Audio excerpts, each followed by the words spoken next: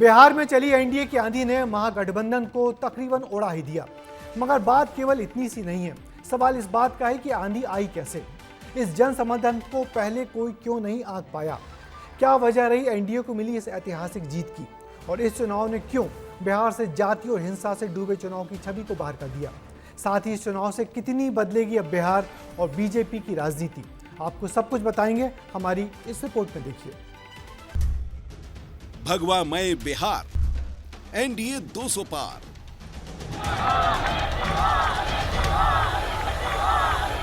बिहार में एनडीए की आंधी ने आरजेडी का लालटेन बुझा दिया।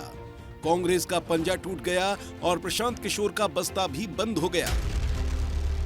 बिहार चुनाव 2025, एनडीए ने 202 सीटों पर जीत हासिल की तो महागठबंधन 35 सीटों पर ही सिमट गया, जबकि अन्य के खाते में 6 सीटें आई हैं।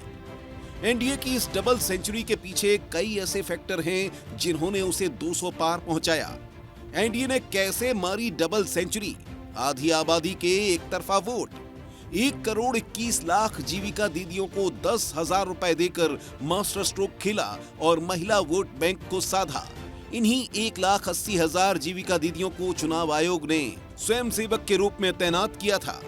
14 लाख से ज्यादा नए वोटर्स में कई महिलाएं थीं जिन्होंने एक तरफा एनडीए को वोट दिया। जंगल राज का खौफ दिखाया। एनडीए ने लालू राबड़ी देवी के शासनकाल 1990 से 2005 तक को जंगल राज बताकर नैरेटिव सेट किया। इसका असर ये हुआ कि लोगों में लालू के दौर का खौफ पैदा हुआ और वोटर्स ने एनडीए को चुना।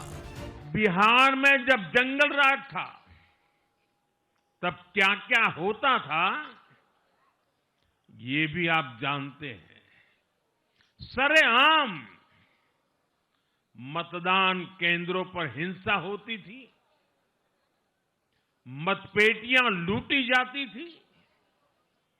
आज वही बिहार रिकॉर्ड मतदान कर रहा है। एनडीए की इस जीत में जातिगत समीकरण ने भी अहम किरदार निभाया। एमवाई यानी महिला और युवाओं के साथ ही एमई यानी महिला और ईसीबी जो आर्थिक रूप से पिछड़े वर्ग हैं पर जोर दिया, जिससे एनडीए का वोट शेयर महागठबंधन के 38% के मुकाबले करीब 49% हो गया। एलजेपी, रामविलास, राष्ट्रीय लोक मोर्चा और हम एस ने दलित और पिछड़ी जातियों को साधा और आरजेडी के ब्लॉक को कमजोर किया। बिहार चुनाव के इन अप्रत्याशित नतीजों के बाद एक तरफ जहां खुशी का माहौल है तो विपक्षी दलों में बैठकों का दौर चल रहा है। करारी हार के बाद कांग्रेस ने दिल्ली में पहली समीक्षा बैठक की। पार्टी अध्यक्ष मल्लिकार्जुन खड़गे के आवास पर राहुल गांधी, केसी वेणुगोपाल और अजय माकन ने मंथन किया। भाजपा ने हर तरह का हथकंडा वहां पर अपनाया। ये नतीजे जिस प्रकार से आए हैं, ये लोगों की समझ से बाहर हो रहा है कि 100 सीटों पर लड़ने वाली पार्टी 90 सीट कैसे जीत जाए। इन बातों पर गौर तो करना पड़ेगा, लेकिन हम भी पार्टी की ओर से भी इस पूरे चुनाव का विश्लेषण करेंगे। बिहार चुनाव में कांग्रेस ने महज 6 सीटें ही जीती हैं। जीत कर भी हार गया महागठबंधन। इस बार महागठबंधन का एमवाई यानी मुस्लिम और यादव फैक्टर भी नहीं चला। तेजस्वी के हर नौकरी वाले वादे को भी जनता ने नकार दिया, लेकिन वोटिंग परसेंटेज में आरजेडी जीत कर भी हार गई। चुनाव में करीब 5 करोड़ वोटर्स ने वोटिंग की। इनमें सबसे ज्यादा 1.25 करोड़ वोट आरजेडी को मिले। 1 करोड़ वोट लेकर बीजेपी दूसरे नंबर पर रही। दोनों में वोटर्स का अंतर 14 लाख है, लेकिन सीटों का अंतर 64 है। हालांकि एक वजह यह भी है कि आरजेडी 143 और बीजेपी 101 सीटों पर लड़ी थी। बहरहाल 89 सीटों के साथ बीजेपी सबसे बड़ी पार्टी बनकर उभरी। एनडीए ने चुनाव नीतीश कुमार के नेतृत्व में ही लड़ा, लेकिन क्या नीतीश कुमार 10वीं बार मुख्यमंत्री बन पाएंगे? इसे लेकर सस्पेंस बरकरार है। ब्यूरो रिपोर्ट, विस्तार न्यूज। तो बिहार चुनाव पर बात करने के लिए हमारे साथ हैं वरिष्ठ पत्रकार संदीप पौराणिक। संदीप जी, क्या लगता है आपको इस बम्पर जीत के क्या कुछ है मायने? देखिए, कुल मिलाकर के इस जीत से बीजेपी और एनडीए उत्साहित है। दूसरी तरफ सीधा असर पड़ेगा विपक्षी राजनीति पर, क्योंकि आने वाले समय में पश्चिम बंगाल के चुनाव हैं। जिन राज्यों में चुनाव हैं वहाँ के विपक्षी दल या वहाँ का तो सत्ताधारी दल है ममता बनर्जी का, लेकिन राष्ट्रीय राजनीति के हिसाब से जो विपक्षी दल है उसकी चिंताएं बढ़ा दी होंगी। और ब्रजेश जी, मैं ये मानता हूँ कि जब आपके हिस्से में लगातार जीत आती है तो आप उत्साहित होते हैं, और जब आप लोगों के हिस्से में लगातार हार आती है तो नर्वसनेस आ जाती है। तो विपक्ष को बड़ी तैयारी करनी होगी आने वाले समय में चुनाव कैसे लड़े जाएं, क्योंकि बीजेपी 24/7 काम करती है और बीजेपी वो मुद्दे पकड़ती है जो जनता पर असर करते हैं। सबसे बड़ा कारण ये कि अगर हम कांग्रेस की बात करते हैं बिहार को लेके, तो कांग्रेस ने SIR को पकड़ा, जातीय जनगणना को पकड़ा। मुझे लगता है कि ये जनता पर सीधे असर नहीं करते मुद्दे, ये चुनाव के मुद्दे ना होकर चुनाव के पहले के मुद्दे होने चाहिए, जहां तक मैं समझता हूं। चुनाव के मुद्दे आपका मानना है कि अलग होने चाहिए, मगर ये जो बम्पर जीत हुई है NDA की, JDU की, BJP की, तो इसके क्या कारण देखते हैं आप? क्या प्रमुख कारण आप क्या देखते हैं? देखिए, उनकी रणनीति बहुत अच्छी थी। उन्होंने एक योजनाबद्ध तरीके से चुनावी मुद्दों को उठाया।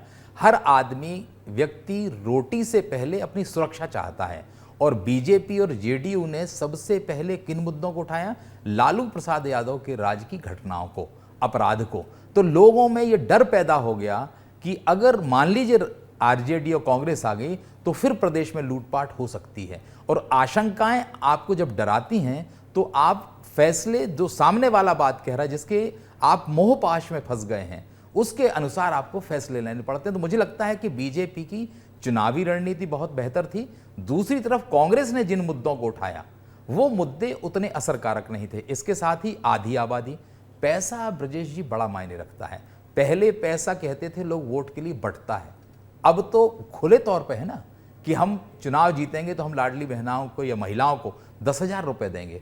तो पैसे की जो बात आई उसने भी असर डाला, सुरक्षा ने भी डाला, और बेहतर रणनीति थी। इसके चलते NDA को वहां पे सफलता मिली।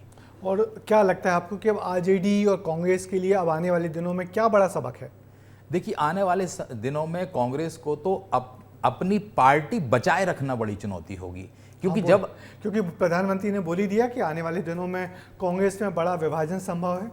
स्वाभाविक सी बात है, जब आपको हार मिलती है और विपक्ष, जो सत्ताधारी दल है, वो बहुत ताकतवर होता है, तो कई बार एक राजनीतिक दल जो देश, एक्चुअली कांग्रेस के टूटने के कारण भी ब्रजेश जी ये बन रहे हैं कि कांग्रेस ही एक ऐसी पार्टी है जो बीजेपी के सामने देशव्यापी है, और जो देशव्यापी दल है उसको तोड़ने के लिए सत्ता की भूख हर किसी के अंदर रहती है, रुतबा वो चाहता है, रसूख चाहता है। तो मुझे लगता है वो लोग जिन्हें लगता है कि कांग्रेस अब सत्ता में नहीं लौटेगी, वो तीसरे दल को बनाने के तौर पर एक नई कांग्रेस खड़ी कर सकते हैं। इस आशंका को कोई इनकार नहीं कर सकता। तो ये जो बड़ी बम्पर जीत मिली है बीजेपी को, तो आपको क्या लग रहा है कि आने वाले दिनों में बीजेपी की राजनीति पे इस बम्पर जीत का क्या असर होगा? क्योंकि इस चुनाव पे देश दुनिया सबकी नजर थी, खासकर बीजेपी की राजनीति को जानने समझने वालों की। देखिए, इस नतीजे का सीधा असर ये पड़ना है कि बीजेपी में अब कोई मोदी, अमित शाह और नड्डा के अलावा कद वाला नेता तो आपको नहीं दिखेगा ब्रजेश जी, क्योंकि ये संकेत मिल गए हैं कि ये जो चुनाव हैं वो प्रधानमंत्री नरेंद्र मोदी की छवि के आधार पर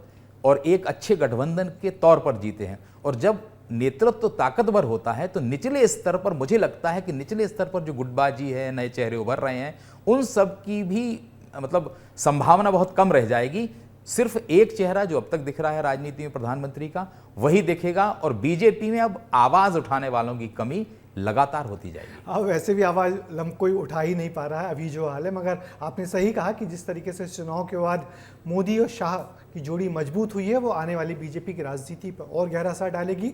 और कोई आवाज़ उठना तो ठीक, मगर अभी उम्मीद की जा रही है कि जल्दी बीजेपी को एक राष्ट्रीय अध्यक्ष मिल जाएगा। तो बिहार चुनाव पर आए इस रिजल्ट पर हमारा एक्सपर्ट कमेंट भी जान लेते हैं। बिहार चुनाव पर आए परिणाम पर हमारा एक्सपर्ट कमेंट ये है कि बिहार चुनाव में NDA की जीत, बीजेपी की चुनावी रणनीति, मोदी की लोकप्रियता और नीतीश सरकार की नीतियों की जीत है। बीजेपी ने जहां चुनाव प्रबंधन में कोई कसर नहीं छोड़ी, तो नीतीश सरकार की जीविका दीदी ने भी महिला वोटों को बड़ी संख्या में उनके पक्ष में ला खड़ा किया। अब देखना यह है कि नीतीश कुमार कब और कितने वक्त के लिए मुख्यमंत्री बनते हैं।